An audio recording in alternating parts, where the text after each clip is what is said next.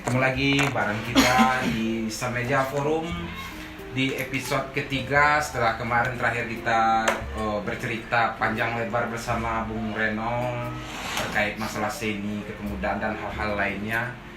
Sekarang kita juga ditemani sama seorang musafir dari tanah Jawa, kita Bung Arif Maklum Travel. Oh, itu idenya. Instagramnya Maklum Travel. Nah, dan bersama Bung Iksan Efriananda yang notabene sebagai seorang tokoh muda dari Tanjung Beringin. Gimana Bung? Sehat. Kemarin gimana, sehat Bung? Alhamdulillah sehat. Jadi hari ini mungkin kita gak seperti biasanya menghadirkan narasumber di luar dari Semeja Forum. Hari ini kita bercerita sama kita di Semeja Forum membahas terkait kepemudaan, mungkin politik, pergerakan mahasiswa dan lain-lainnya. Gimana Bung? Kalau dari Bung Arif gimana? Dari saya ya. Saya juga bingung sebenarnya. Tadi tiba-tiba di chat kan Secara tiba-tiba gitu kan. Di chat sama Bung Iksan. Nah, tiba-tiba nanti kita datang dan kita akan menggelar Semeja Forum gitu kan. Ondai, kan. Sudah mulai belajar gitu kan bahasa sini sama agak kerawanan dikit lah gitu kan. Cuman kalau secara instruksi mungkin Bung Iksan harap dimaklumi juga karena mungkin faktor kedisiplinan di dalam sistem kita bawa ke dalam forum kita yang mungkin kita awalnya biasa nyantai kan. Didikan Orde Baru. Iya. Baru. Gimana ya nih coba pakai kaos kan, kaos ini kan Morgue Vanguard ada dulu ini Tapi, yang lagi ini, break Bung. dance. Gue lihat kaos ini marginal. Oh, iya. Proletar Pro- seperti itu. Cuman kan sekarang kalau secara visual kita multikultur, Oh, Indonesia iya. sekali. Iya betul. Bung mungkin yang seperti kata Bung Sekna tadi marginal. Kalau saya pemuda pada umumnya. Bukan pembelaan dirimu seperti itu. Iya. Pemuda pada umumnya. Kalau nggak kayak lagunya Ratu tuh kan, ada tuh lelaki budaya barat. Ah. Ya, kok mau di ya. Tapi kalau Ratu mantap juga. Oh iya. Kalau Ratu. Ya kapan-kapan kita ngundang ini kan. Ngundang Iya. Ratu bulan-bulan. Yang mulai. Balik lagi kita yang bahas masalah. Kopi dulu. Kopi dulu. Jadi gimana Bu? Terkait topik yang kita ajukan tadi. Tentang mahasiswa ya. Ini kita kayak ngegunjing gak sih kalau misalkan ngebahas mahasiswa, karena aku sendiri pun gitu kan sudah tidak mahasiswa lagi gitu kan. Jadi apakah termasuk menggunjing atau tidak gitu kan, aku pun tidak tahu. Tapi seenggaknya pengalamanku mungkin ya ketika menjadi mahasiswa itu menjadi sesuatu yang apa ya, yang menyenangkan, banyak petualangan gitu kan, apalagi membahas tentang gerakan mahasiswa. Dan waktu itu saya kuliah di Jogja. Wah, sangat menyenangkan sekali. Berarti memang apa namanya? Impor. Impor. Musafir. Musafir, iya. Oh, jangan suku. Salah. Wes. Tapi Musafir dari tanah seberang. Tanah seberang. Iya. Nah, mahasiswa ya. Jadi kalau ngebahas gerakan mahasiswa tuh ngeri, Bu. Ngeri sekali. Coba lihat ini kroniknya ya dari tahun 66 gitu kan. Terusnya berlanjut sampai yang terakhir itu tolak Omnibus Law. Iya, yang terakhir itu kan itu. Ya, yang terakhir itu. Bahkan kita pun di sini kan ada gitu kan, di bumi Pasaman. kita Pasaman itu kan ada gitu kan. Nah, cuma pertanyaan yang menarik itu apa ya? Kontekstualisasi gerakan mahasiswa di masa pandemi mungkin. Kalau masalah pergerakan Bung ya di kemahasiswaan, saya rasa Bung Iksan ini punya jam terbang yang cukup untuk menjelaskan itu. Jadi gimana Bung? Kalau menurut Bung, pergerakan mahasiswa di masa pandemi yang menurut Bung Arif Kalau Bung bicara masalah jam terbang, saya dulunya bukan kerja di ini, bukan kerja di bandara, Bu. Ya, gitu kan. Tapi pernah Lion Air itu kan, Garuda, iya. Adam Air masih ada nggak kira-kira? Adanya Mas Adam yang udah Adam. syukur komit. Mas Adam, iya Mas Adam. Jadi gini, menarik sebenarnya ketika Bung Arif mengatakan dunia pergerakan mahasiswa itu dunia yang penuh fenomenal, bisa bilang seperti itu. Tadi menarik ketika kita kaitkan dengan gerakan mahasiswa di masa pandemi. Benar gini Bung, kalau aku berpikir masa pandemi ini juga menguntungkan gerakan mahasiswa di daerah. Kenapa saya bilang demikian? Karena tadi sudah disinggung juga masalah demo di ini ya, bersama di kantor bupati waktu 1 bulan kemarin atau enggak 2 bulan kemarin ya. Mahasiswa Pasaman melakukan aksi demonstrasi di depan kantor bupati ketika itu. Masalah mereka kalau nggak salah Omnibus Law termasuk kan? Omnibus Law sama ya kayak tuntutan BPJS kalau nggak salah. BPJS. Sama kayak BLT sama beasiswa kalau nggak salah. Nah, ini kan akar mereka bergerak di bawah di kabupaten ini kan mereka semua kuliah di ini. Kuliah di luar Pasaman sebenarnya. Nah, karena pandemi mereka bikin gerakan di daerah. Nah, coba kalau kita simulasikan, ketika sekarang nggak berada pada pandemi, pasti gerakan di Pasaman nggak ada. Betul. Saya bisa memastikan kemungkinan besar nggak ada. Betul. Karena karena ya mungkin kalau hikmah pandemi ya mereka berdemonstrasi di daerah sebenarnya. Bisa menyalurkan semangatnya di tanah kelahiran masing-masing kan. Kalau saya menurut pandangan. Ya, jadi memang itu ya salah satu poin kenapa atau konteksnya ketika mahasiswa bergerak zaman pandemi. Jadi memang semuanya itu kembali ke masing-masing daerah dan justru menjadi kekuatan sendiri gitu ya untuk mengaspirasikan apa ini aspirasi masyarakat gitu kan. Hal-hal yang selama ini mungkin tertutupi di tanah kelahiran mereka masing-masing, masyarakat bisa dibukakan lebih luas untuk masyarakat. Terbuka. Betul. Iya, ini juga jadi apa ya? Jadi refleksi aku sendiri ya ketika masa itu ya. Jadi ketika dulu rame gitu, ketika di Yogyakarta sedang berdemo di depan kantor DPRD, tapi ini isunya isu nasional gitu kan. Tapi aku pribadi untuk memikirkan tempat kelahiranku gitu atau di mana orang tuaku tinggal, itu justru lost kontak dan tidak tahu sebenarnya gimana sih tuntutan di kampungku itu. Nah, mungkin pandemi ini jadi momentum mahasiswa kembali ke daerahnya masing-masing, terusnya mendorong keinginan masyarakat yang termarginalkan kan. Iya. Lebih punya space yang luas untuk bergerak di tanah kelahirannya masing-masing kan. Hikmah dari pandemi itu mungkin. Betul. Jadi kan biasanya mereka itu kan para mahasiswa itu kan bergerak di kampus mereka masing-masing. Kayak di Padang itu kan kayak anak UNAN, UNP, UPI, UBH. Mereka ketika ada isu nasional kan demonya di Padang. Betul. Di Padang kan dan jarang untuk kembali ke daerah melakukan aksi demonstrasi ke pusat-pusat di daerah, enggak seperti Padahal di daerah punya masalah yang lebih urgent lagi. Betul. Kan beda isu nasional di daerah mereka kan beda. Tapi inilah mungkin yang namanya alam pergerakan. Betul. Kalau alam pergerakan itu kan kalau saya bisa membuat kesimpulan sendiri suasana itu melahirkan tokoh mereka masing-masing. Nah, seperti itu kalau saya berpikir. Kalau melahirkan tokoh itu benar sekali. Cuman kalau saya perhatikan mungkin ada 2 atau 3 kali aksi mahasiswa di Pasaman ini. 3 bulan terakhir bilang 3 kali kalau nggak salah. 3 kali ya betul.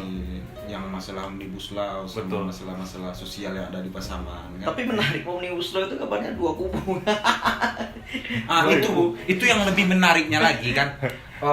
Dapat cerita lah dari mungkin kalau bahasa kampung dari kedai ke kedai lah kan dapat cerita. Ada yang menurut mereka gerakan itu ditunggangi atau dipolitisasi atau dengan segala macam bahasa mereka yang menarik kan. Jadi gimana tuh menurut Bung Iksan atau Bung Arif? Nah, kebetulan saya perlu dapat WA dari teman saya ini kan. Bung siapa? Bung Maklum Trabau kan. Nah, demonstran yang mengancam rezim.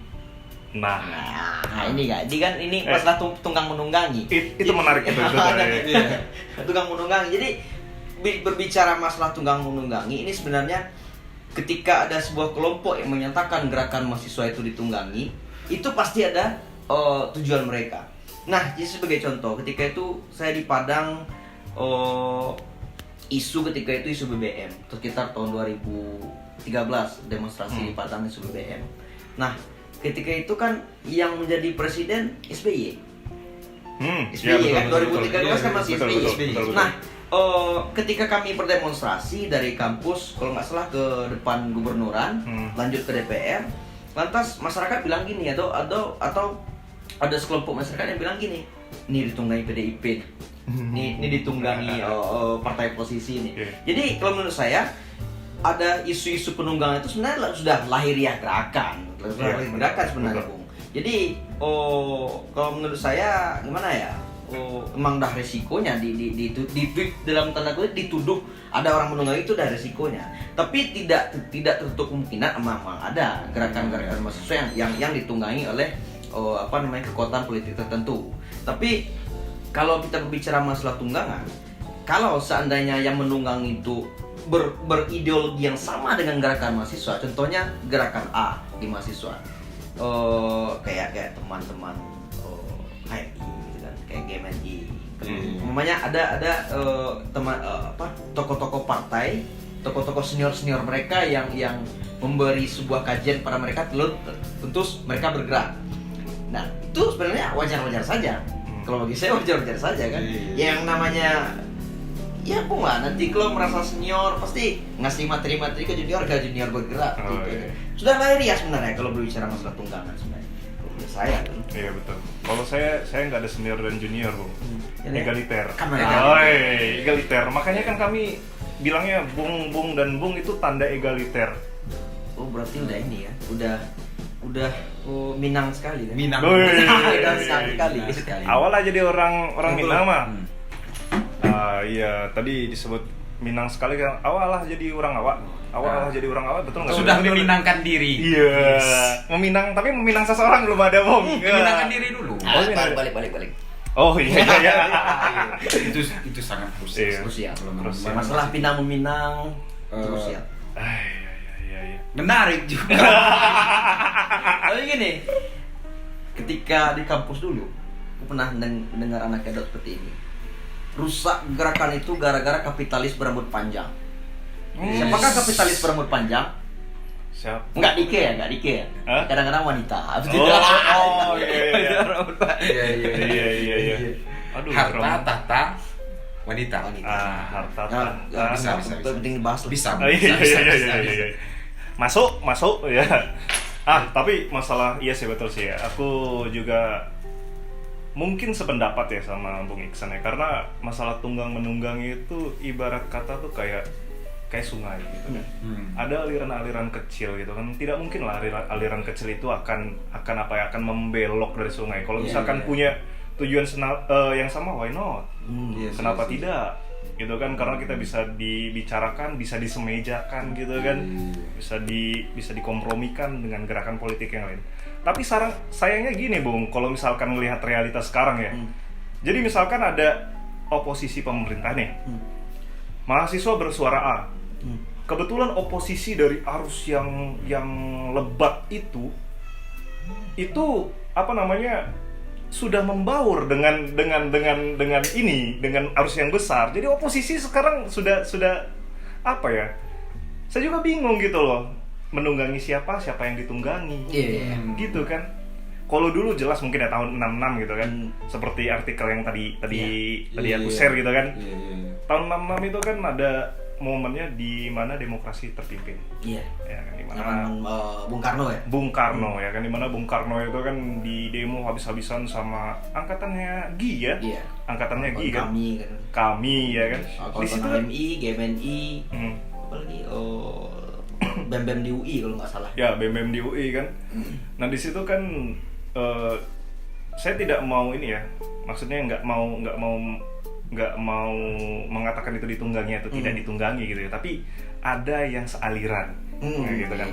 Ada yang satu tujuan. Waktu itu militer juga ikut sama gerombolan besar demo yang menurunkan rezim Soekarno, ya kan.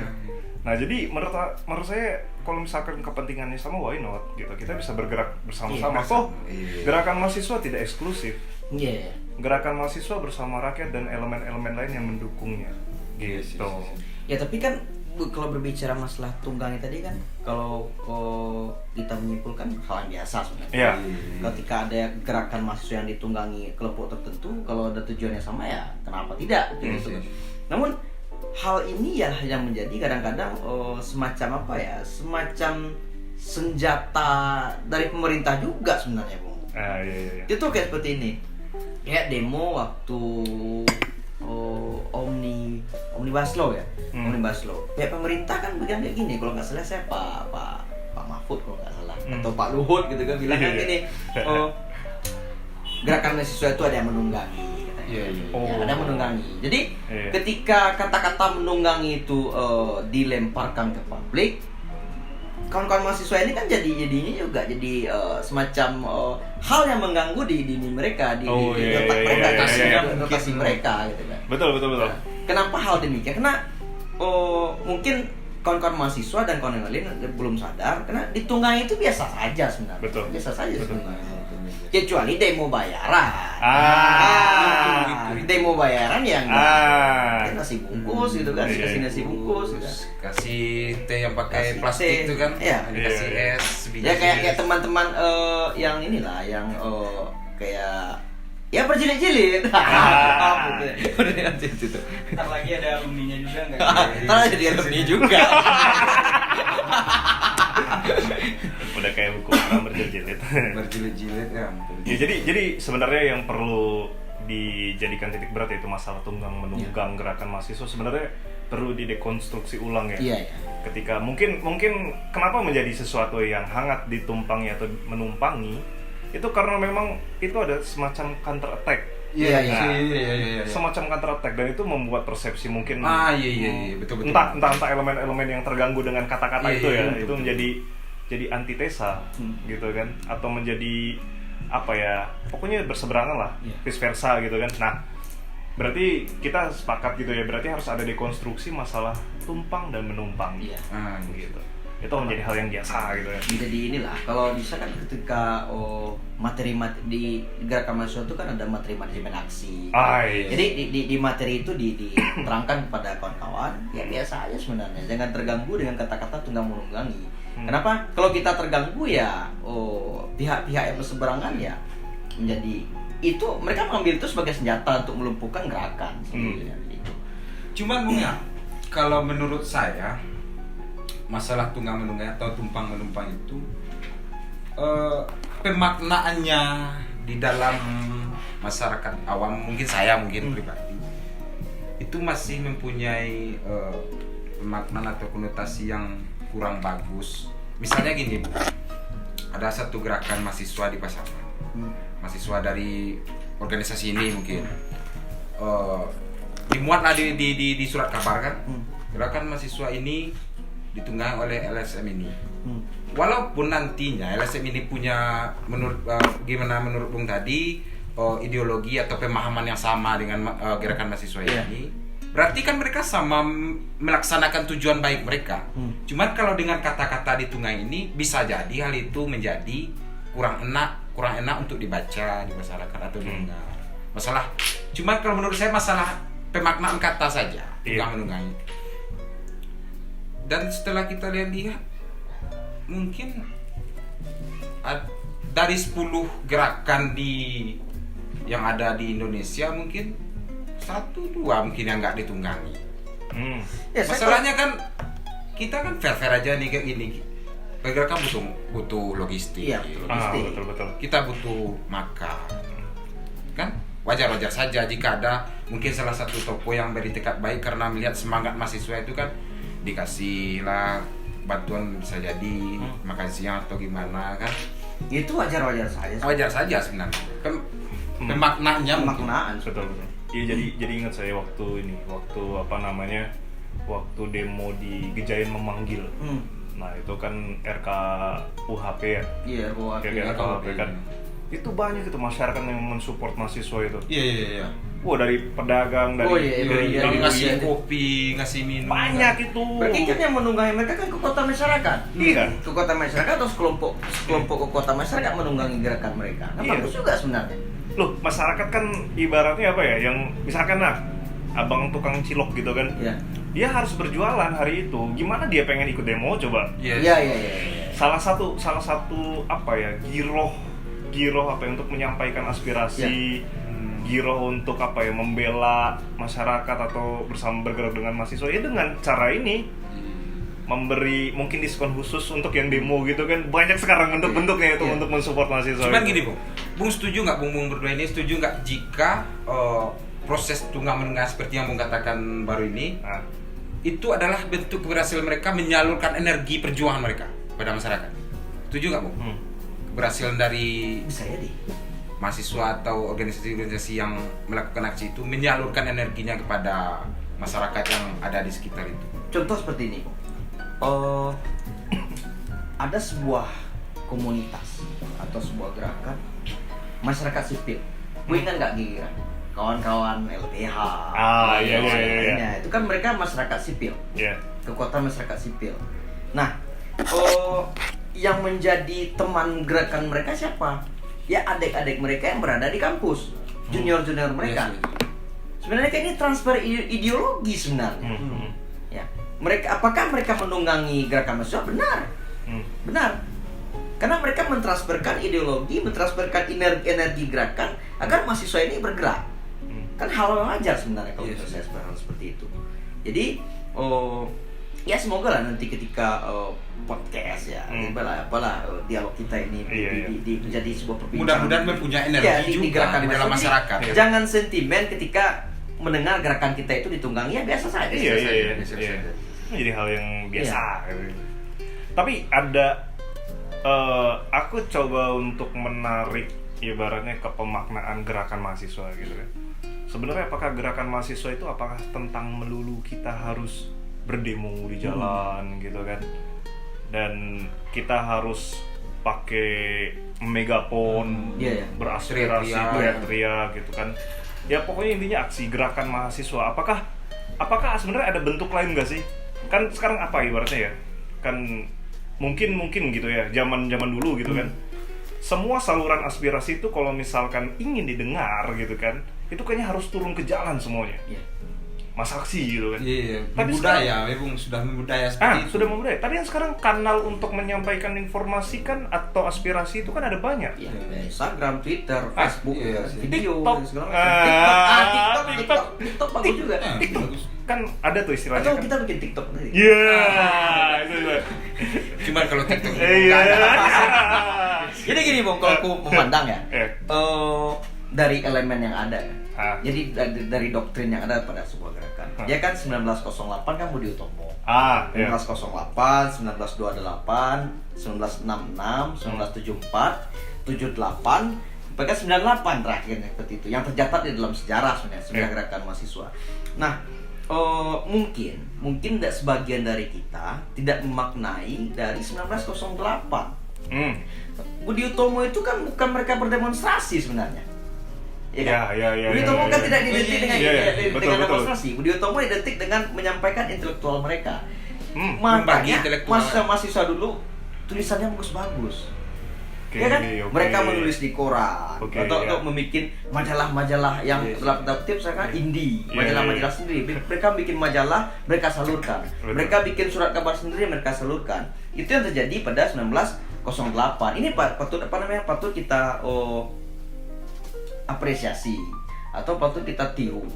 Nah, mungkin kenapa gerakan sekarang masih erat kaitannya dengan demonstrasi? Mungkin kawan-kawan ini banyak membaca atau banyak memakan referensi dari 66, 74, 98. 66 kan demo. Betul. 74 kan Malari demo. 98 reformasi kan demo. Betul. Nah, ini mungkin yang masih terlintas di pikiran kawan-kawan itu demo. Sebenarnya banyak cara lain. Betul. Nah, cara lain apa namanya? Oh, ya sekarang kan udah ada sosmed kan, bikin tulisan yang apakah itu satir dan segala macam kan. Tapi poin kita itu tepat pada sasaran gitu. Mungkin kalau saya seperti itu kalau memandangnya. Tetapi tetap tidak meninggalkan masa aksi Tidak ya. masa aksi. Karena apa? Ya. Karena gelombang itu vibes-nya, Iya. vibes-nya itu kan berbeda dengan Iya. dengan tulisan atau membuat TikTok atau di Iya. Instagram dengan apa ya? Dengan menarasikan foto gitu kan. Energi yang diproduksi oleh Ya, si energi itu beda. besar. Beda. Energi tulisan, energi foto, video dengan demonstrasi jelas beda. Betul, Gitu. betul. Contohnya di kampus. Ditambah ada ketakutan dari itu undang-undang ITE. Undang ITE sekarang. Iya, iya. Kalau dulu kan sama Budi Utomo nggak ada undang ITE, tapi penjara Belanda ada. Seperti itu. Iya. Dan belum ada sensor. Belum ada sensor. Wah, keras. Sensor. Oh. Tapi kalau bicara masalah sensor nanti kita angkat. Teman kita kan ada jurusan film nih. Oh, iya. Sensor menyensor. Sensor menyensor. Yes. Sensor menyensor. Itu jadi tema yang menarik gitu kan, sensor menyensor. Nah, balik lagi ya tadi masalah varian dalam gerakan mahasiswa gitu kan. Karena memang semangatnya gitu. Tapi zaman apa ya? Zaman saya kuliah dulu itu gerakan mahasiswa itu ya demo. Cara mengaspirasikan ya kita turun ke jalan, mengepalkan tangan kiri sebagai Iya. tanda perlawanan sambil Teriak. nyanyi buruh tani. Iya kan, Iya. ingat itu. Buruh tani masyarakat miskin kota. Wih, itu Ra- atmosfer yang gimana gitu kalau mendengar lagu Wih, itu. Soekarno sekali. semangat itu kalau udah Atau enggak jangan genjer-genjer. Wih, Itu kayak genjer-genjer itu kan teman-teman Nanti. kayak game apa namanya kalau dulu? CGMI. CGMI Iya, yang ini ya basisnya PKI gitu. Iya, iya, iya. Kekerasan enggak ada lagi. Hati-hati juga kalau membahas yang genjer-genjer ini kan. Ya kan kita ngisi Nah, contoh. maksudnya gini, mana tahu nanti kan nggak lulus sensor juga. Oh, Ah. ya teman-teman kita ada jurusan film. Iya. Oh, iya. Mudah-mudahan dia bisa memaklumi. Bisa maklumi. Nah, kalau IG saya namanya Maklum Trouble. Wah, Iya. dia di bawah. Iya. Nah, jadi itu ya berarti banyak sekali ya variannya. Tapi yang saya waktu itu rasakan gitu. Kok seakan-akan ada superioritas. Kawan-kawan yang megang megapon, kawan-kawan yang jadi korlap, kawan-kawan yang ibaratnya turun ke jalan, semuanya itu kadang-kadang ada superioritas dalam tubuh mahasiswa yang memandang.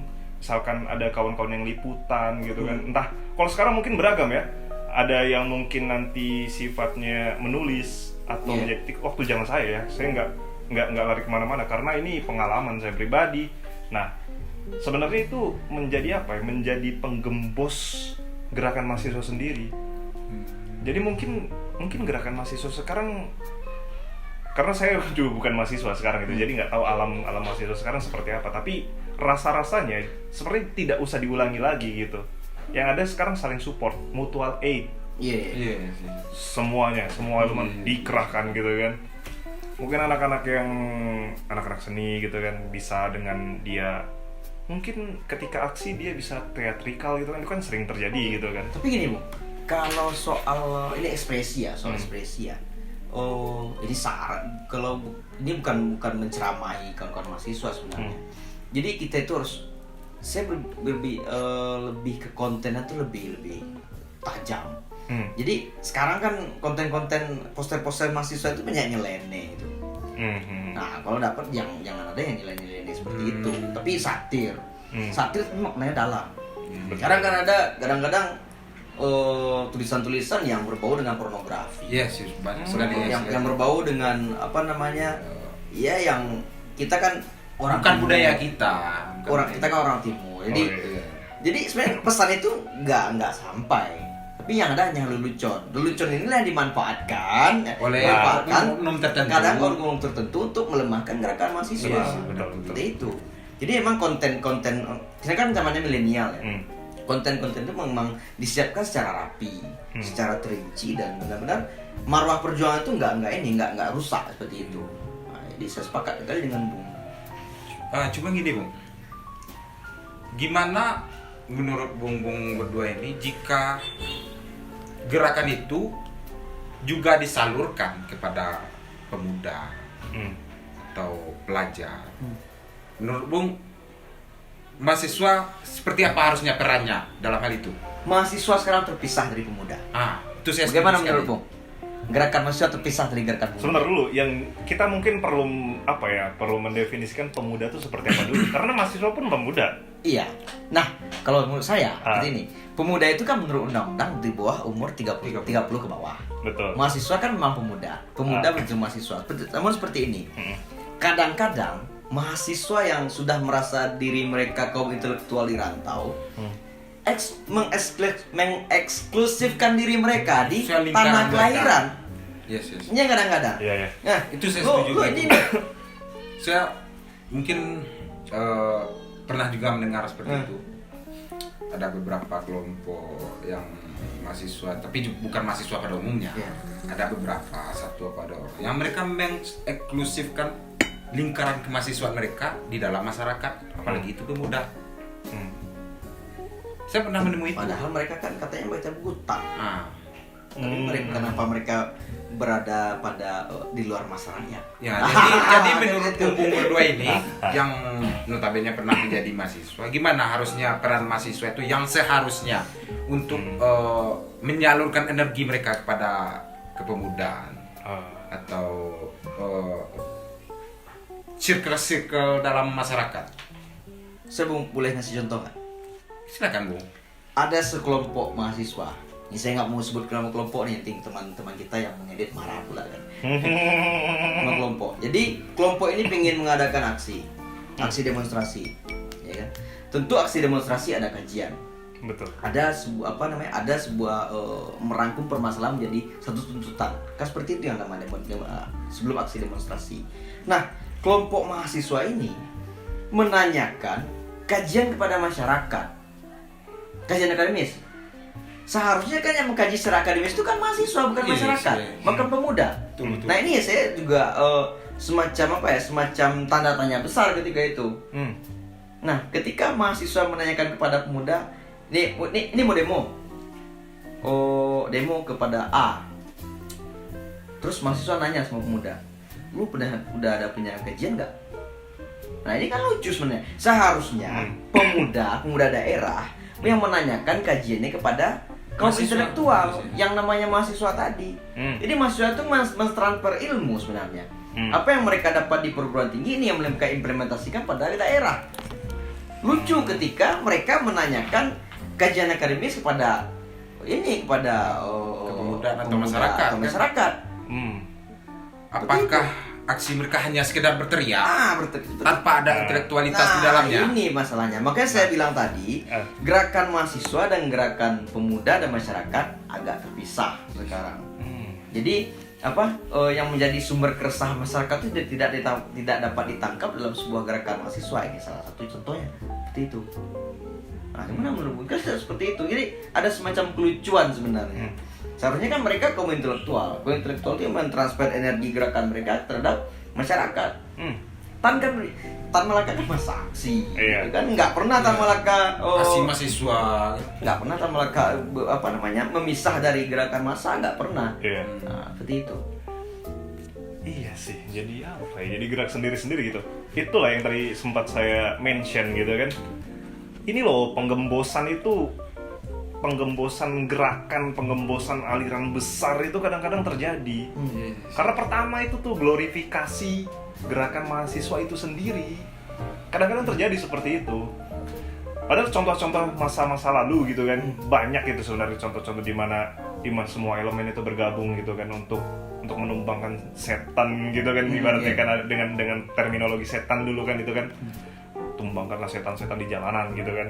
Nah, terus dulu itu bahkan itu masuk pemuda nggak ya? 16 tahun sampai 20 tahun. Masuk Masuk. Masuk ya? Bahkan zaman Jepang tuh itu mereka ikutan tuh. Iya. Selain dari kaum intelektual yang lain tuh. Tadi itu ya menariknya ya Bung ya. Maksudnya ini sambil makan ya. Ya, cuman kita kan tadi pending kena azan sholat dulu kan. Sembahyang dulu. Supaya kita lanjutin lagi Mm-mm. cerita-cerita kita yang ngalor ngidul entah kemana ujungnya kan. Ngalor ngidul ngulon wetan. Jadi masalah eh, pengembangan energi dari gerakan mahasiswa itu kepada kepemudaan. Tadi kan dari Bung Iksan sudah kita dengar. Kalau dari Bung, kelanjutannya gimana? Iya itu, jadi semua apa ya? Semua elemen harusnya kan bergabung semuanya kan jadi satu tubuh yang besar gitu kan. Nggak ada eksklusivitas lagi mahasiswa gerakan sendiri, maksudnya bergerak sendiri. Terusnya pemuda atau pelajar gitu kan dia terpisah juga gitu kan dari arus yang besar, atau jangan-jangan apa namanya nanti masyarakat sebenarnya ini bukan aspirasi kita kok, kalian sok tahu gitu kan.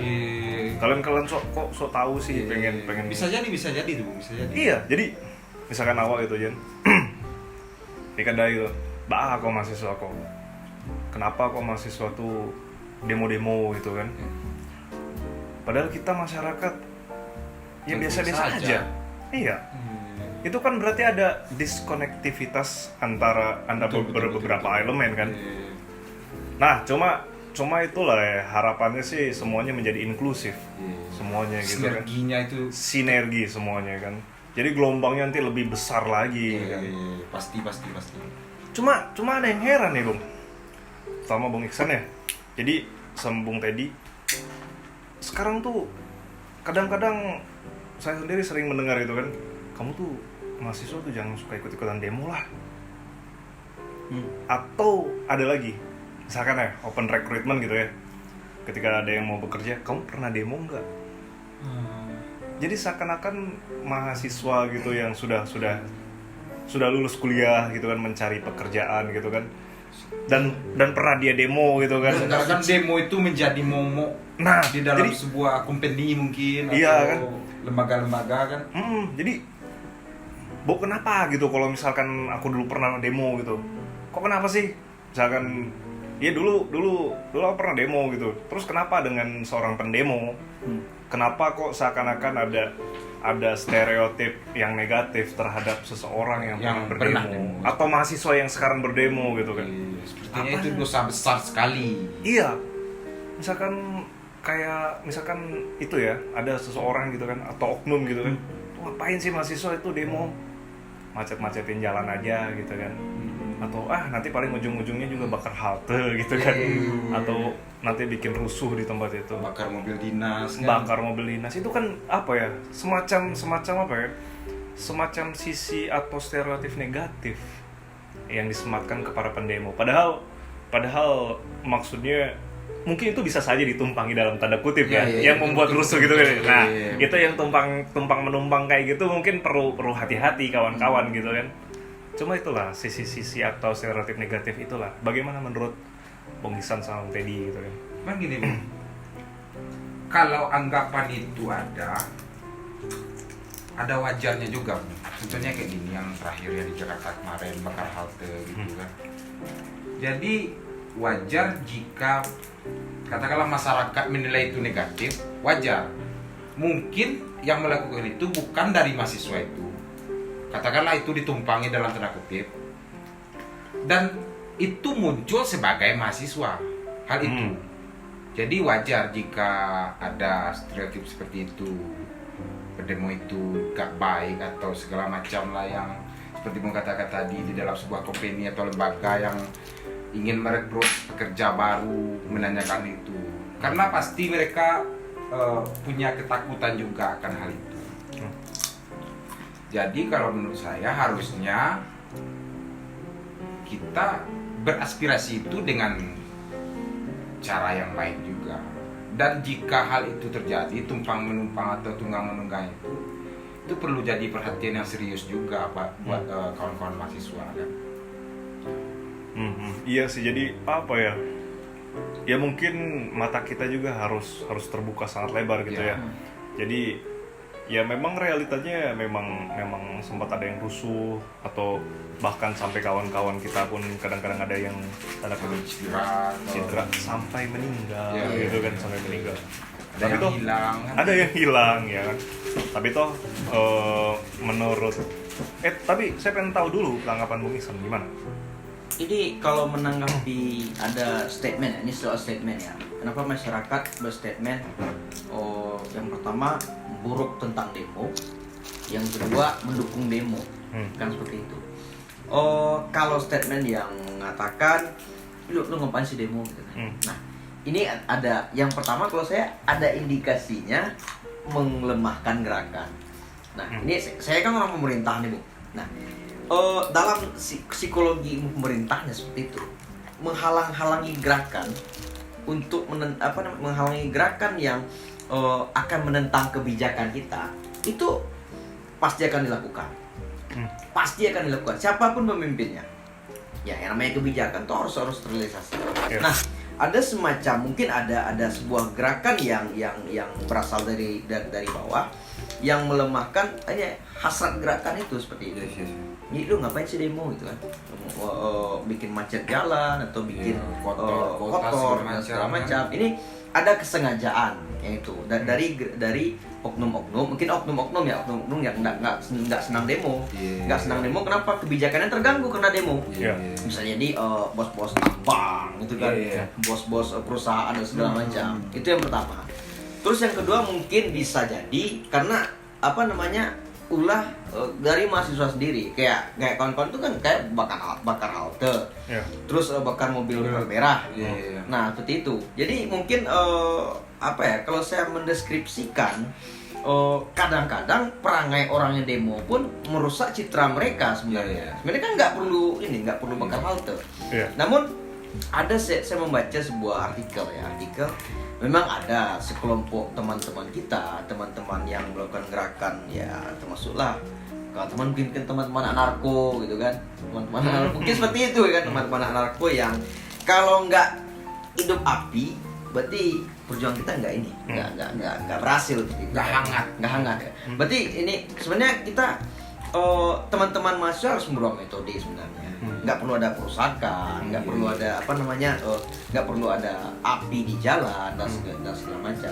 Itu hanya akan menambah beban gerakan seperti itu. Dan ketika kita melakukan gerakan, ya yang penting yang gol itu kajian kita, tuntutan kita yang penting gol. Ya. Sebaiknya kan hal baik itu disampaikan juga dengan cara yang baik, sopan seperti itu. Sopan dalam tanda kutip ya, jangan sampai demo itu assalamualaikum warahmatullahi wabarakatuh ya kan. Gini kan orang enggak ini lagi sembah dulu. Kalau bagi saya demo enggak perlu sembah pemimpin gitu kan. Khotbah kan. Tapi kita pun tidak mendiskreditkan atau mengasosiasikan misalkan tadi ya. Maksudnya yang selalu bakar itu bukan kelompok tertentu, enggak. Ini pembelaan aku. Enggak ada. Hitam aja hitam. Iya, tapi hitam kan lambang apa? Enggak selalu Kita anarko. kan cuma menyarankan kalau misalkan hal-hal seperti yang tidak kita inginkan itu tak perlu terjadi.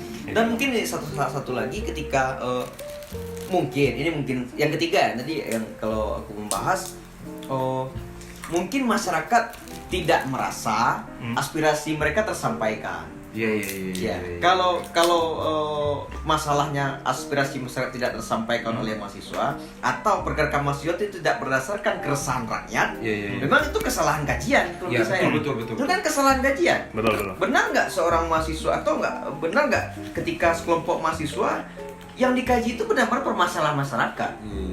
Permasalahan yang berhubungan dengan kesejahteraan atau kesetaraan yang betul-betul diangkat mereka menjadi sebuah gerakan. Jangan sampai kan suatu gerakan itu hanya menjadi euforia. Itu yang kita takutkan. Atau ikut-ikutan sama katakanlah kalau misalkan kita sekarang di Pasaman ikut-ikutan sama yang Jakarta, itu di Bandung atau di Jogja gitu. Ini jangan sampai kan kita Hari Tani ini contoh banyak Hari Tani. Mereka ketika mahasiswa daerah ini kan ke kota semua. Demo Hari Tani, ya kan? Demo Hari Tani, hidup petani, hentikan perampasan lahan, hentikan berbagai segala macam yang aspirasikan petani, seolah-olah mereka mengaspirasikan kata-kata petani. Namun mereka punya lahan di kampung nggak digarap. Iya, iya. Nah, gimana nih? Betul sekali itu. Nah, hidup petani gitu.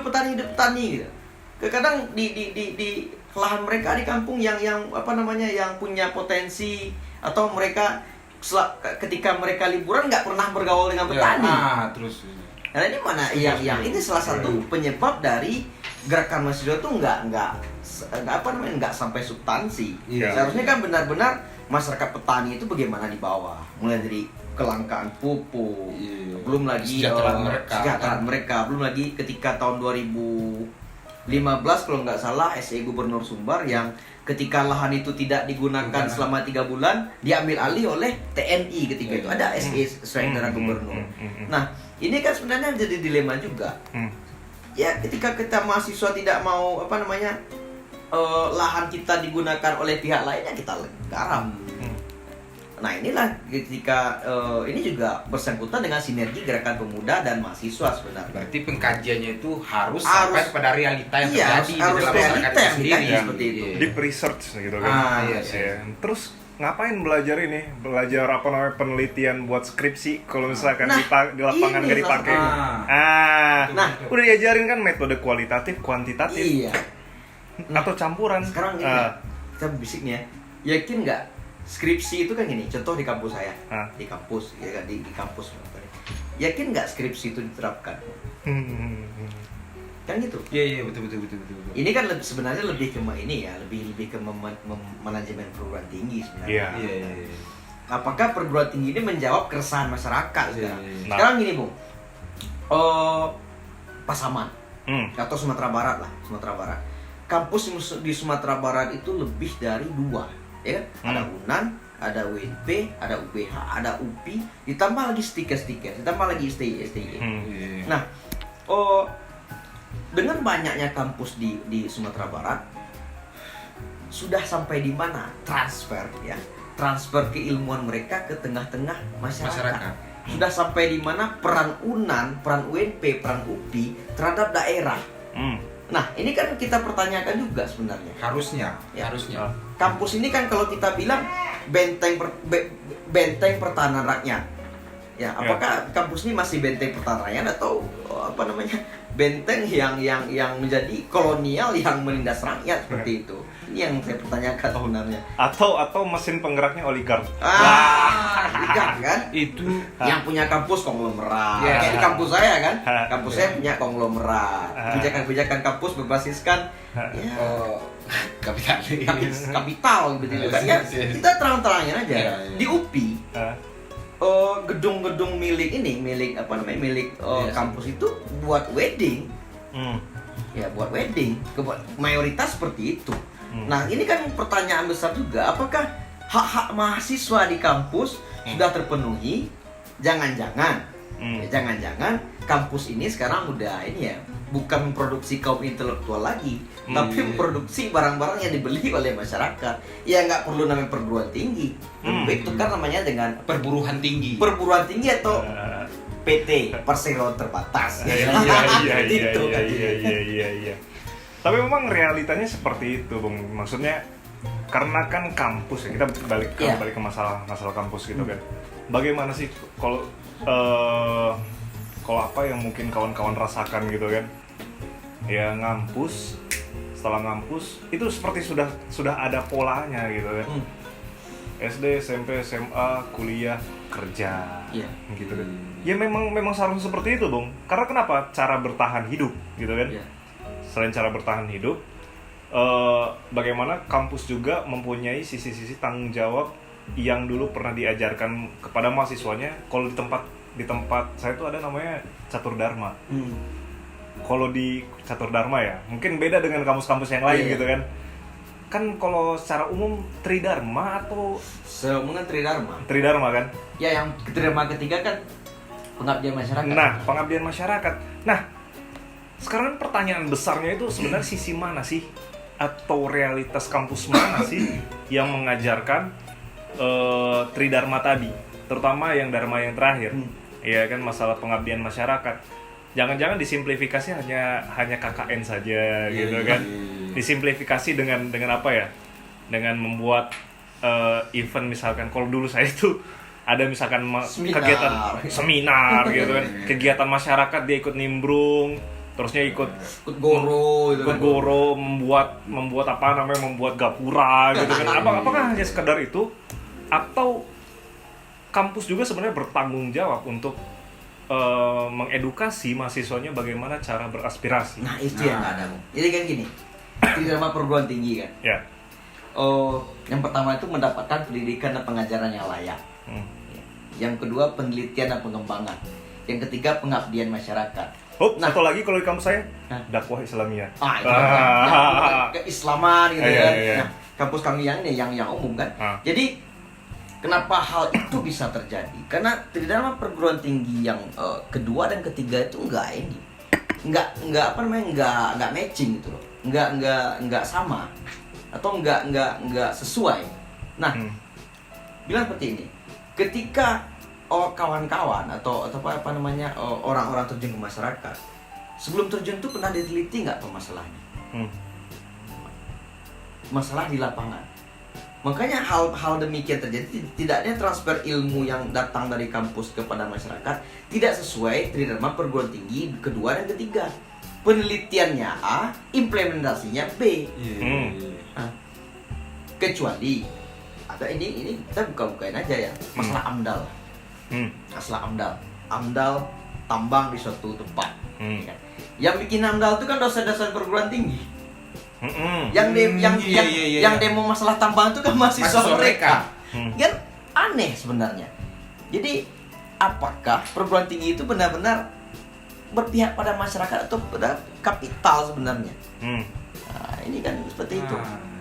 Ya kita sekarang buka-bukain aja. Yang bikin AMDAL siapa? Pasti guru besar.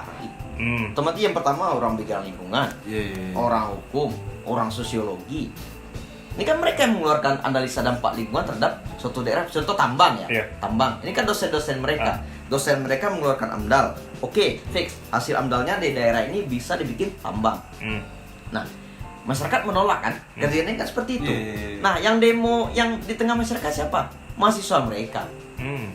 Seharusnya kan kajian itu benar-benar berpihak pada masyarakat, bukan kepentingan kapital.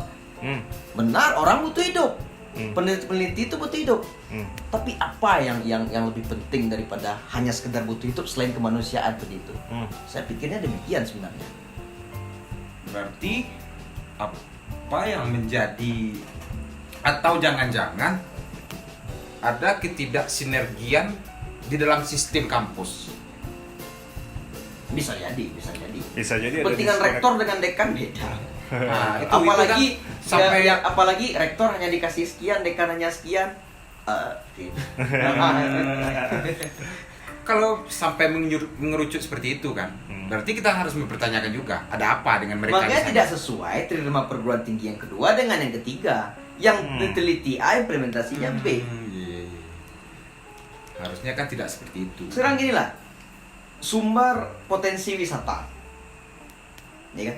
Mana kajian akademisnya sumber potensi wisata? Ataukah hanya kita lihat jam gadang, lihat ngarai, lihat pantai, kita udah merasa potensi itu wisata? Kan nggak seperti itu. Mana kajian akademisnya? Kalau tidak salah di Bukit Tinggi sudah ada fakultas pariwisata kalau nggak salah. STIN, TAIN, Mas ada pariwisata syariah kalau nggak salah. Mana kajian mereka? Benar-benar Sumbar ini termasuk kawasan wisata yang berpotensi. Mana kajian ilmiah mereka?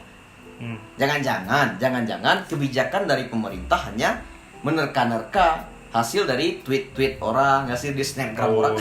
Bikin kebijakan nggak bisa dari tweet, nggak bisa dari snapgram orang lain. Harus ada kajian ilmiah, kajian yang matang. Makanya kita kan ingat, masing-masing daerah kan ada dewan riset. Iya. Yang digaji oleh dana negara, Bung. Iya. Dewan riset. Iya. Ada apa? Ada apa? Sampai seperti itu. Ada apa? Ada apa? Tanda tanya besar.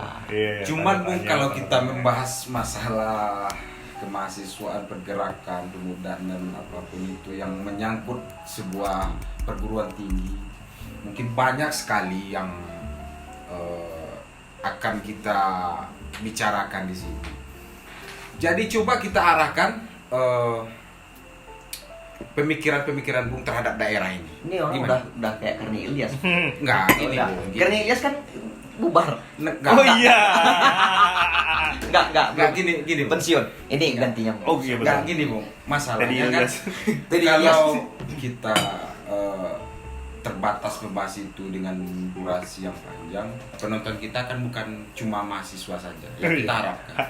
Kalau bisa petani menonton podcast kita, mereka mengerti, guru menonton mereka mengerti, tukang beca menonton mereka mengerti, kan harusnya kan.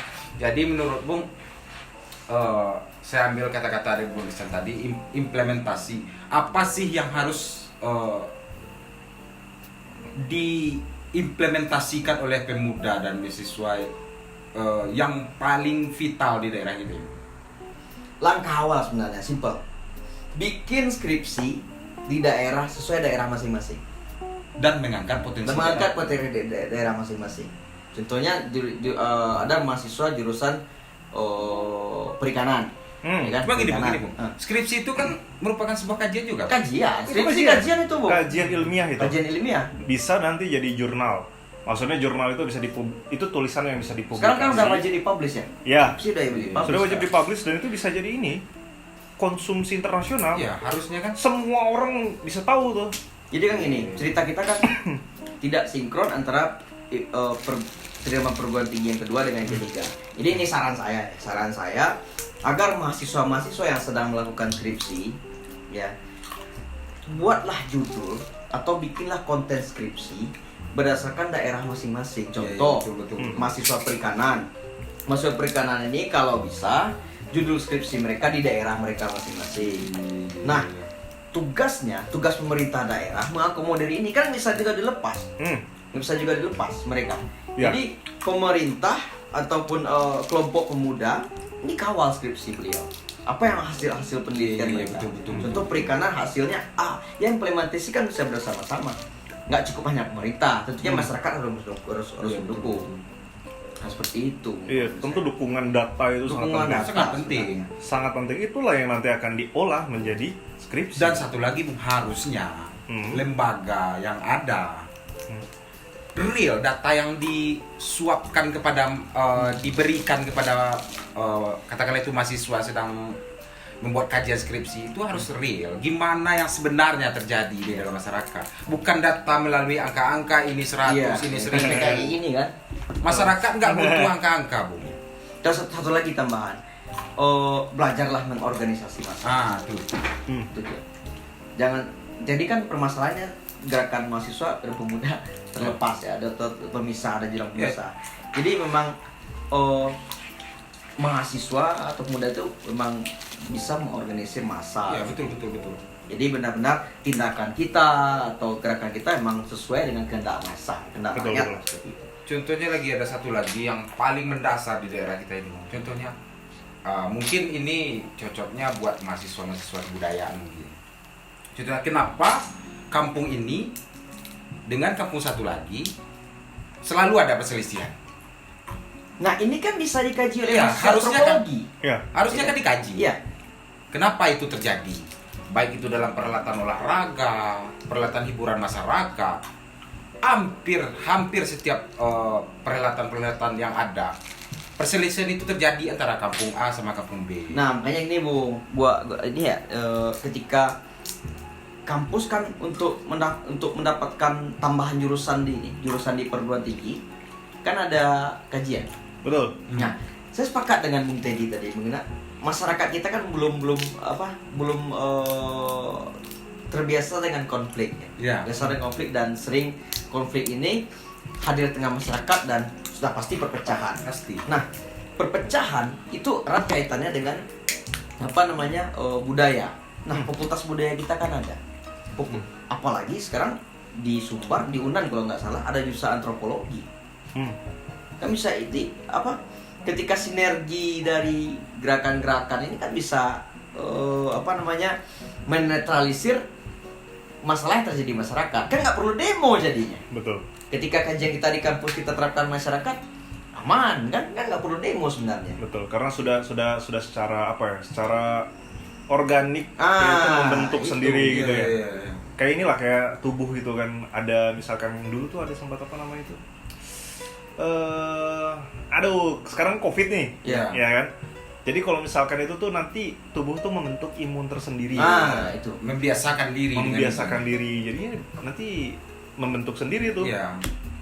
Sesuatu yang organik itu memang lebih inilah, lebih mantap lah itu. Tapi tadi lah butuh riset, butuh terjun, butuh juga ada saling keterkaitan, dialektika Iya. antara semua pihak. Tapi dulu kayaknya aku ngerjain skripsi pun apa ya, tanda kutip agak terlalu terburu-buru gitu kan. Kalau aku pas aku skripsi aku dulu e-learning di MTSN Lubuk Sikaping. Tapi nggak diterapkan sama mereka. Ada bukan berharap diterima karena kan ini kan masalah teknologi sih. Iya, betul. Setidaknya mereka punya bahan pertimbangan. Kalau dulu aku tentang stres akademik dengan pencapaian akademik. Itu karena memang itu menggambarkan diriku sendiri gitu kan. Nah, ini timbul ide kan. Jadi kalau bisa skripsi mahasiswa daerah itu dibikin satu ruang di dewan riset kita. Wah, itu betul menarik tuh. Teman-teman Pemuk, kawan-kawan teman-teman Bang Arbi kan betul. tak melakukan itu, mengumpulkan skripsi mahasiswa pasaman itu kan. Ini bagus juga skripsi itu. Bagus. Jadi kebetulan dulu pernah aktif juga aku di Indonesia Buku gitu kan. Jadi memang pengetahuan, salah satu corong pengetahuan, salah satu gerbang depan pengetahuan itu adalah arsip. Iya. Betul. Kalau kita lupa atau kalau kita hilang arsip, sudahlah. Habis lah kita. Katanya jangan lupakan sejarah. Gas merah gitu kan. Tapi kalau untuk kaitannya dengan skripsi, itu memang kalau misalkan ada skripsi yang memang itu sangat penting untuk lingkaran masyarakat tertentu, itu menjadi suatu pematik. Iya. Ada suatu pembahasan yang bisa nanti diolah dan bisa tadi hingga akhirnya masyarakat itu akan berpikirnya lebih terbuka. Karena memang ya Bung ya, namanya seorang pekerja gitu kan, kadang-kadang untuk memikirkan lingkungan masyarakat atau apapun itu butuh support. Iya. Itulah Untuk kerja-kerja kolektif juga. kerja-kerja kolektif. Saya setuju sama Bung Ihsan tadi kan yang mengatakan harusnya hal-hal seperti kajian atau skripsi dari mahasiswa tersebut punya kamar tersendiri di Dewan Riset. Karena bisa jadi kemungkinan yang mereka kaji pada suatu hari nanti akan terjadi dan kita sudah siap dengan hal tersebut harusnya kan. Dan saya rasa baik juga jika pemerintah memang memperhatikan itu lebih jauh, mempertimbangkan itu, karena saya yakin. Dan satu lagi saya rasa kampus juga bisa menyarankan mahasiswanya untuk kembali. Ya pokoknya sesuai trirema perguruan tinggi yang kedua dan ketiga itu disinkronkan gitu. Biar semangat dan cita-cita dari perguruan tinggi itu menjalar memang sampai ke daerah-daerah kan. Bukan hanya contohnya di Sumbar ini, di Padang atau Bukit Tinggi atau di Kota ada Kasar 19 saja. kabupaten kota. Banyak ya. Harusnya kenapa mahasiswa di Lubuk Sikaping harus mengkaji skripsi misalnya di Mentawai atau di Padang atau di Priangan, sedangkan banyak sekali masalah yang harus diselesaikan kecuali objeknya nggak ada. Itu aja. Saya rasa banyak sekali masalah yang harus dikaji bersama ini. Saya pikir Betul. Apalagi sekarang belum siap pilkada gitu. Ada pemimpin baru yang fresh gitu kan. Cuman menarik loh pilkada. Ya menarik. Cuman ini Bung, saya pernah diceritakan oleh seorang teman, ada di satu daerah, mana di Solo atau di mana, lupa juga. Dia mengatakan begini, ada seseorang pemilih yang punya pilihan berbeda di mayoritas masyarakatnya. Ini Dan udah ke pilkada lagi cerita kita. ya pilkada. Nggak, Langsung teringat tadi ketika Bung Ihsan bilang pilkada kan teringat itu cerita itu kan. Ada menarik seorang juga pemilih. kita ngomong pilkada. Cuman kita kan tidak ingin menyalahkan siapapun. Kita Iyalah. hanya membaca realita yang ada. Katanya demokrasi. Iya. Iya. Demokrasi itu kan mereka bebas hidup dengan pilihan mereka sendiri. Bahkan bermimpi pun harus diakomodir. Harus Iya. negara harus punya peran di situ. Berarti negara harus mengakomodir mimpi pemudanya. Iya. Kecuali mimpi ini ya. Nah, Kecuali mimpi-mimpi Ya, yang lain. mimpi-mimpi yang Nah, lain. gitu. Jadi gini, Bung. Teman saya itu bercerita gini. Ada seorang pemilih di salah satu kota di di Sumbar ini. Karena dia punya pilihan berbeda di dalam mayoritas masyarakat yang ada. Dia dikucilkan, kalau nggak salah dia sampai diusir. Ondai. Ya. Gimana tuh, Bung? Kalau menurut Bung gimana? Apakah itu efek buruk dari demokrasi atau ketidakmengertian masyarakat dengan demokrasi? Bung kenal Aidit nggak? Kalau namanya kenal, Bung kenal Natsir nggak? namanya kenal. Nah, Aidit ketika itu, Aidit kan dari partai PKI, Natsir dari Masyumi. Nah, kalau kita membayangkan bagaimana getolnya, bagaimana kuatnya benturan antara PKI dan Masyumi ketika itu. Tajamnya Tajam. perdebatannya. Ya, Aidit, Natsir berdebat tajam di itu kan parlemen ya. Ya. Parlemen ketika itu. Nah, Natsir pernah bilang gini, kalau kursi bisa dilemparkan kepada orang, muka Aidit bilang saya lempar. Di parlemen, ketika rapat di parlemen. Tapi apa yang terjadi? Ketika mereka setelah rapat di parlemen, setelah pulang rapat, mereka ngopi, Bung. Nah, bagaimana indahnya demokrasi para pendahulu kita. Para pemimpin kita. Iya, kita ketika yang berbeda pandangan politik, berbeda pandangan ideologi, bahkan ini ideologi kan, Islam dengan komunis. Berarti mereka sudah bisa membedakan Sudah dewasa. tempat untuk Ya. berdemokrasi, berpolitik dengan tempat mereka bersilaturahim. Nah, itu. Iya. Jadi pertentangan antara PKI dan Masyumi dulunya ya di parlemen tidak membuat hubungan sebagai pertemanan pecah, enggak seperti itu. Malah mereka bisa ngopi berdua, bisa Bonceng berdua, bahkan sepeda kan? sepeda, Iya, bahkan sepeda berdua mereka. Itu ada di buku serial Tokoh Kompas. Nah, kalau tidak salah ada foto. Tempo. Kalau tidak salah ada fotonya. Iya. Ada. Ada fotonya. Jadi buku serial Tempo Natsir Nasir dan Aidit. Natsir dan Aidit. Ada tuh. Jadi bayangkan gitu ketika panas gitu kan di Betapa parlemen. indahnya demokrasi. Iya. Pulang bareng-bareng berboncengan, makan sate. Ya, ngerokok bareng kan. Iya, jangan sampai ketika orang-orang nggak gini berbenturan waktu rapat, waktu diskusi. Ya kita nggak sapaannya, kita dewasa. Tapi ini bisa saya tarik kesimpulan, berarti literasi politik kita masih kurang. Iya, Betul. Apanya berpolitik berdasarkan literatur yang sehat seperti itu. Iya. Jadi kita harus mencontoh. Kita bukan mendambakan masa lalu, tidak, tapi ada pelajaran-pelajaran penting yang kita terapkan saat sekarang ini. Ya, berbeda politik itu wajar. Wajar. Apalagi kita hanya berbeda pilihan, yang ideologi kita sama kok semua. Iya sih. Betul. Ini mereka yang satu PKI, yang satu Masyumi bisa bersatu. Kita sekarang pilihan hanya nomor sekian ya. Iya. Malah Kenapa harus seperti di suatu itu? daerah terjadi pengucilan ya, seperti tidak ada yang seperti itulah kira-kira. Iya. Kita harus dewasa dan literatur politik kita harus kita angkat lebih tinggi lagi seperti itu. Nah, Tapi Ah. sebentar. Memang apakah itu kan karena memang apa ya? Nanti kan terjadi gerbong-gerbong yang berbeda, katakanlah Iya. ini masyarakat gerbong 1, ini Ini masyarakat gerbong gerbong 2, 2, ini gerbong 3 gitu kan. Tapi apakah puncak dari pesta demokrasi itu apakah bermusuhan? Saya kira enggak. Bukan bermusuhan, Saya rasa itu bukan mimpi dari demokrasi juga. bukan. Mimpi dari demokrasi ya kemanusiaan, Iya. kesetaraan, Kesetaraan. perang kebijakan. Iya. Perang kebijakan wajar-wajar saja. Wajar itu berargumen, wajar. Tapi kalau sudah KKN, kalau Iya. sudah ada pengucilan satu sama lain, Kita sayang. Harusnya- Tapi menariknya gini, saya bukan membela generasi kita ya. Hal seperti itu dilakukan oleh generasi yang kelahiran 60-an sampai 70-an. Generasi 90-an nggak pernah kayak gitu. Iya, betul. ah masa sih? Enggak, saya yang nggak yakin kok ini dilakukan oleh generasi 90-an, nggak yakin. Kenapa, Bung? Ini tentu harus ada dasarnya. Nah, gitu saya kan. punya dasar. Nah, karena kejadian di lapangan yang Oke, seperti iya. kejadian di Selalu, lapangan Berdasarkan kajian dengan realitas yang apa ada. namanya yang secara realitas yang ada, hal yang seperti itu dilakukan, iya. Kadang orang tua lebih kita. Kalau kita tahun 90-an ini kan happy aja. Lo mau pilih nomor berapa, gua nomor berapa, ya kita enjoy aja. Iya. aja. Iya. Lu ini. Jadi sekarang apalagi sosial media. ya.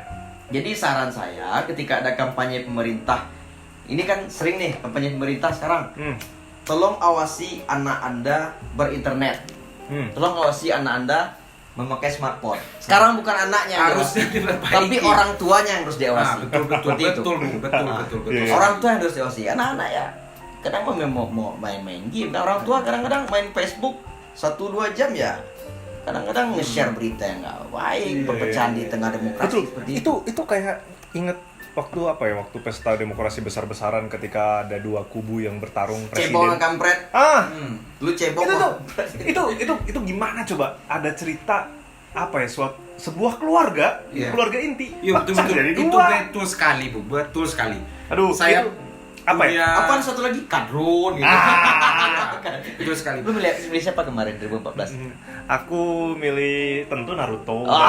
Kakashi sebagai pemimpin Tapi desa kalau Konoha. teman-teman kita Iya. yang bilang tuh Jokowi gitu. Enggak. Cuman kita di sini enggak. Oh, enggak sebut nama, enggak sebut nama. Karena Kan banyak ya apa namanya mahasiswa film tuh banyak Yang gitu. bisa bilang banyak sih. Ya. Enggak sebut nama. Tapi tahu lah ya di ruangan ini siapa yang biasa. cuman Bung gini. Saya rasa itu sangat miris sekali dalam demokrasi hal-hal seperti itu. Dan menurut Bung Ihsan dan Bung Maklum ini Bung siapa Arif, yang Bung yang harusnya bertanggung jawab akan ini? Apakah seluruh lapisan masyarakat bertanggung jawab atau tokoh politik atau pemerintah atau siapa yang sebenarnya punya tanggung jawab besar untuk memperbaiki hal ini dalam demokrasi? Kalau kita merunut ke teori John Locke kan itu kan? Ya, oke. Ya. Ketika manusia modern menyerahkan dirinya pada negara, kita kan sekarang udah menyerahkan diri pada Iya, negara, betul. mau punya KTP kan, punya segala macam. Iya. Ketika manusia menyerahkan dirinya pada negara, berarti manusia tanggung jawab siapa? Negara. Tanggung jawab negara. Segala permasalahan tanggung jawab negara. Namun masyarakat nggak boleh lepas tangan sebenarnya. Kan nggak cukup satu masalah itu nggak bisa diselesaikan penyelenggara negara saja. Iya. Betul. Masyarakat harus ini. Otokritik Masyarakat harusnya punya kesadaran juga. mesin kritik harus jalan. Harus jalan. jalan. Iya. Harusnya. Literasi politik, ya inilah apa namanya diskusi-diskusi harus ditingkatkan. Apanya diskusi masalah buku. Iya. Dan sekarang kalau bisa apa namanya ketika ada masalah A kita diskusi buku A gitu kan itu lebih enak. Iya, jadi apa ya sebenarnya kalau bicara masalah tanggung jawab, semua dari kita bertanggung Yang jawab. sebenarnya, tapi yang lebih bertanggung jawab ya ketika kita merujuk filsafat politik John Ya. Locke, ya negara harus bertanggung jawab seperti itu. bertanggung jawab. Betul, nggak boleh lepas tangan. Nggak Gitu. boleh setelah pesta demokrasi dia tidak bertanggung jawab terhadap keluarga yang Iya. saling berantem Iya, itu. betul. Iya kan?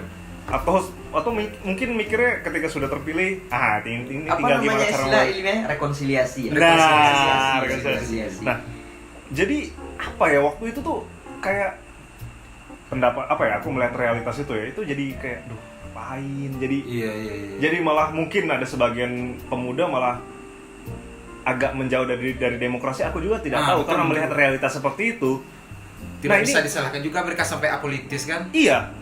Coba bayangkan aja, berapa persentase dari keterlibatan dari umur berapa sampai umur berapa atau dari apa ya? Dari persentase yang golput mungkin ya atau persentase yang main-main dengan banyak itu realitasnya ketika misalkan dibuka semua korupsi gitu kan di apa namanya di kertas pemilihan itu kan atau ditempel Zoro sama Luffy gitu kan Zoro sama Luffy kan Coret-coret iya. kan? Itu sebenarnya ada nggak sih tanggapan serius tentang itu gitu? Menurut saya itu udah sangat serius karena sudah sampai tahap Sampai praktis itu perusakan. Iya bisa jadi perusakan gitu kan? Itu sangat serius. Kita bertanda tanya mempunyai pertanyaan yang besar. Ini apakah iklim demokrasi, apakah reformasi kita ini sudah siap atau belum? Gitu kan? Kalau reformasi sudah siap sebenarnya.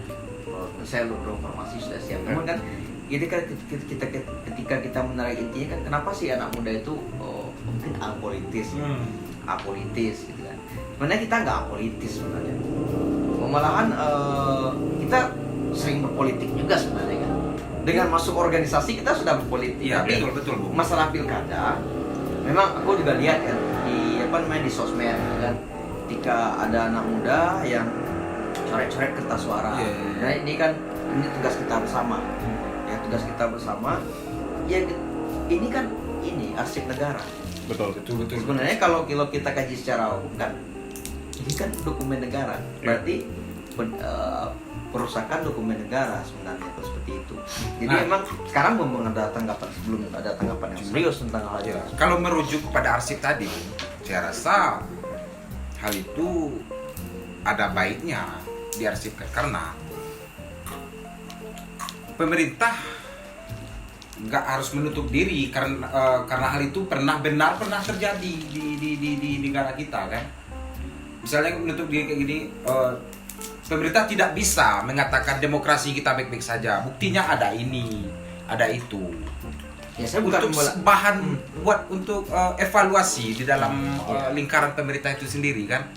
Ya kan seperti ini, saya bukan membela pemerintah meskipun saya bagian pemerintah kan. Tapi seperti ini. Sekarang kita gini, Bung. Coba kita berpikir realistis dan komprehensif seperti itu kan. Nah, seperti ini. Orang yang memilih itu kan orang sudah dewasa. Ya.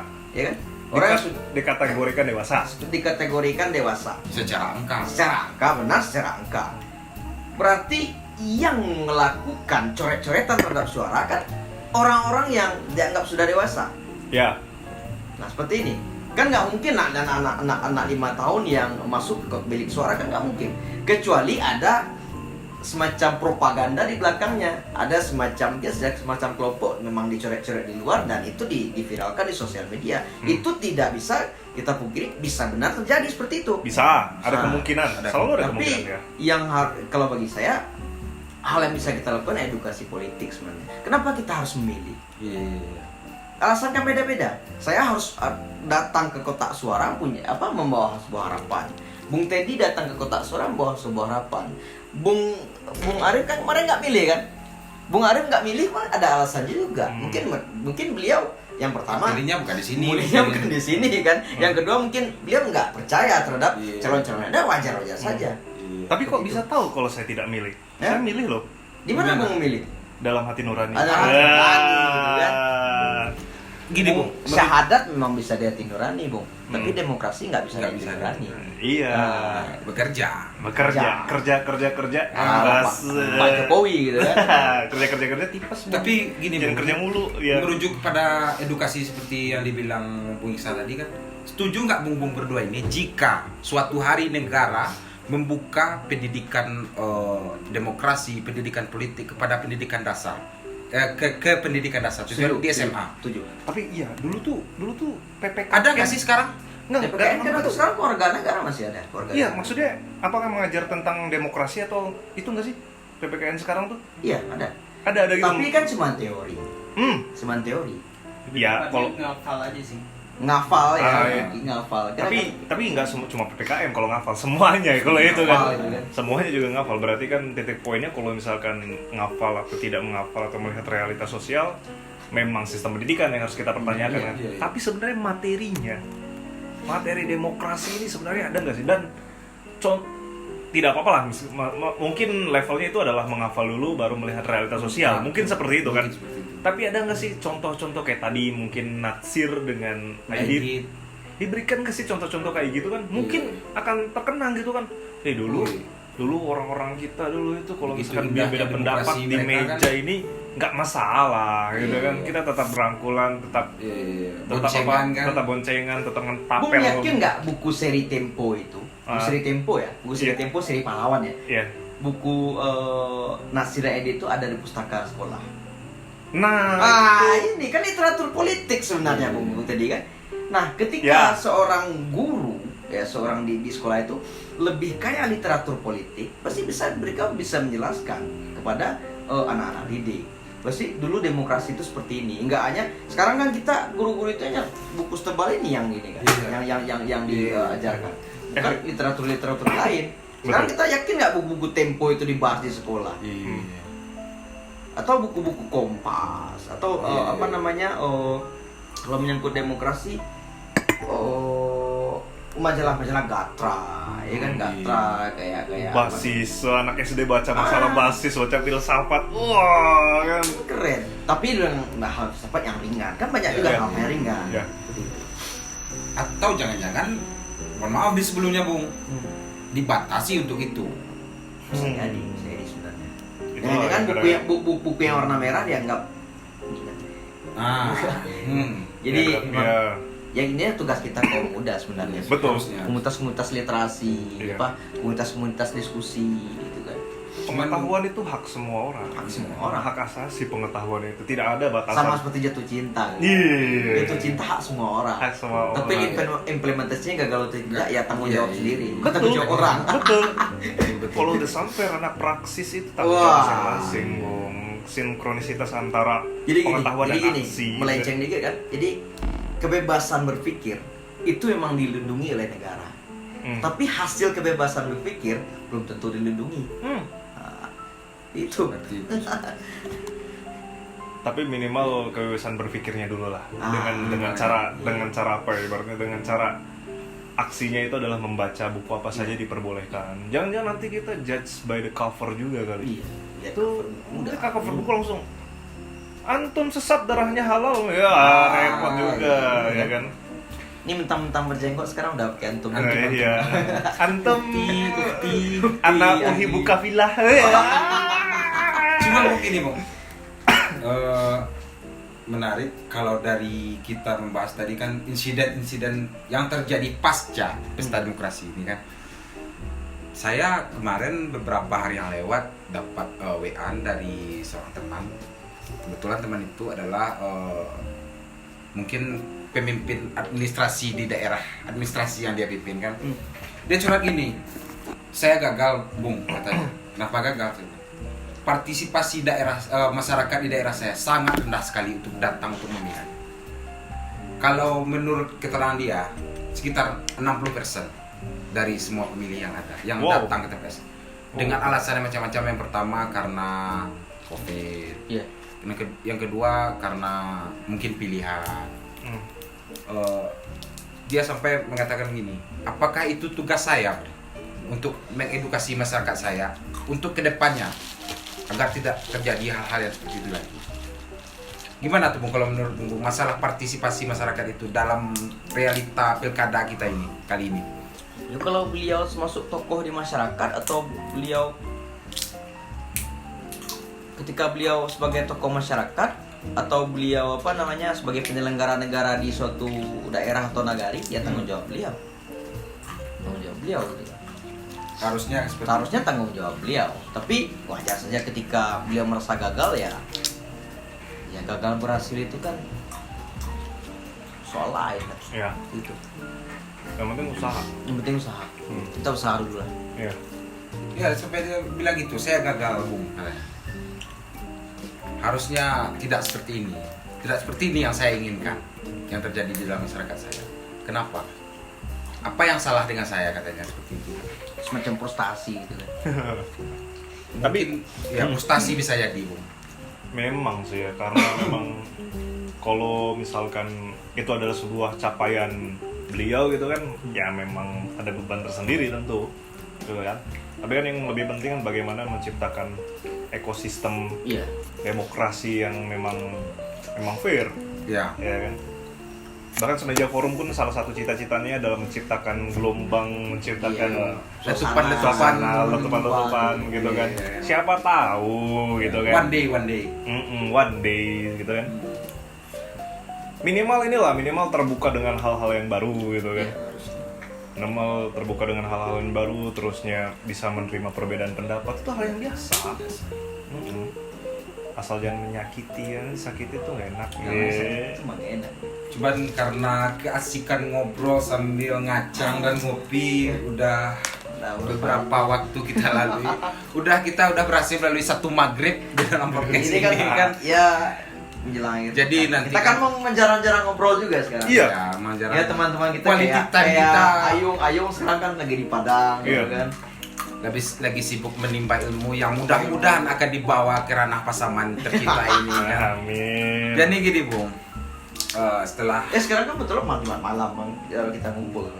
setelah beberapa topik yang kita bahas mungkin ada yang nggak jelas, ada yang nggak ada ujungnya. Saya minta ada punya 2 pertanyaan buat Bung ini. Yang pertama, 1 kata buat hari ini. Asik.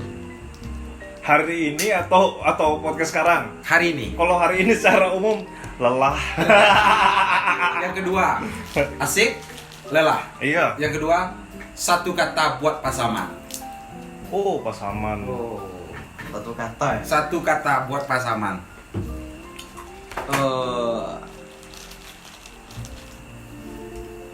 Dua kata boleh nggak? 1 kata. 1 kata buat pasaman. 1 kata. Kan bukan 1 kosakata kan? 1 kata. 1 kata. Kata ayam itu 1 kata. Iya. Dinosaurus 1 kata. Iya. Gajah. Gajah 1 kata. Apa Bung? 1 kata. Mungkin Bung Arif jika sudah punya 1 kata udah lah. tersebut, apa itu? 1 kata Aduh, yang buat pasaman. Pasaman optimis. Optimis. Kalau dari saya Bung, berdoa. Sadar. Berdoa, optimis, sadar. Sadar. Mudah-mudahan 3 kata yang kita bangunin bersinergi untuk kedepannya. Nah, Amin. Yes. Besok weekend ya. Weekend. Besok gue pergi mancing. Oke, mungkin kita sudahi dulu podcast kita hari ini berhubung karena sudah terlalu lama kita berbicara sambil berdosa ini Bu. Nanti takutnya kita benar-benar menjadi musuh di dalam masyarakat karena terlalu asik ngobrol kan. Tapi kita juga memang jarang ini lagi sih. Ya, Quality time ngumpul juga. kita. Jarang ngumpul ya kan, jarang mau tawa-tawa gitu.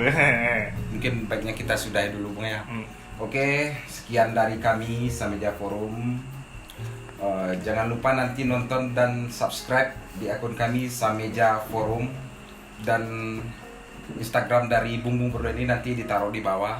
Bos. Bung Maklum Travel Oh iya, Instagram ya. sebagai musafir dari Nama- tanah seberang. Nama follower gitu kan. Sekian dulu, terima kasih. Wassalamualaikum warahmatullahi wabarakatuh. Salam literasi. Salam literasi.